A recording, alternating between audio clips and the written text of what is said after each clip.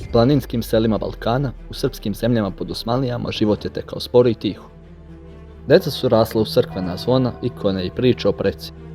Otac je učio sina da ore zemlju, majka da se krsti pred ikonom. Ali ta tišina nije značila mir, značila je iščekivanje, jer svi su znali, dolazi danak u krvi. Jednom u nekoliko godina osmanski činovnici dolazili su u selo. Nisu tražili ni zlato ni porez, tražili su dečake. Hrišćansku decu, uglavnom pravoslavnu između 8 i 14 godina, zdravu, jaku i pametnu.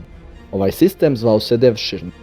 Deca su postrojavana, zubi su pregledani, mišići pipani, pogled ispitivani.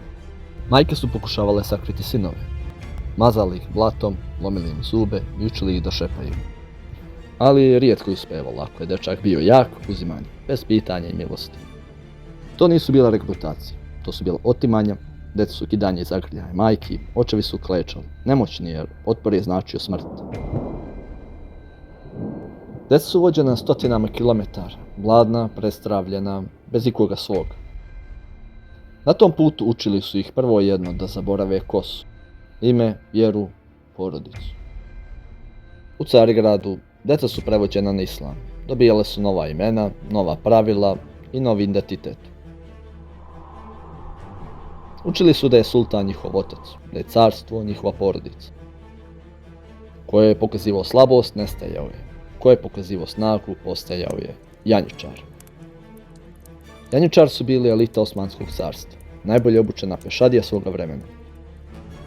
Bilo im je zabranjeno da imaju porodicu, zabranjeno da se vrate kući, često su slani da ratuju upravo protiv sopstvenog naroda.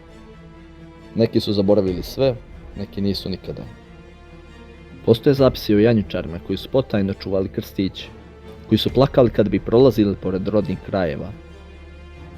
Devširma je trajala vekovima, desetine, možda i stotine hiljada oteto je sa Balkana, najviše iz srpskih, grčkih i bugarskih porodica.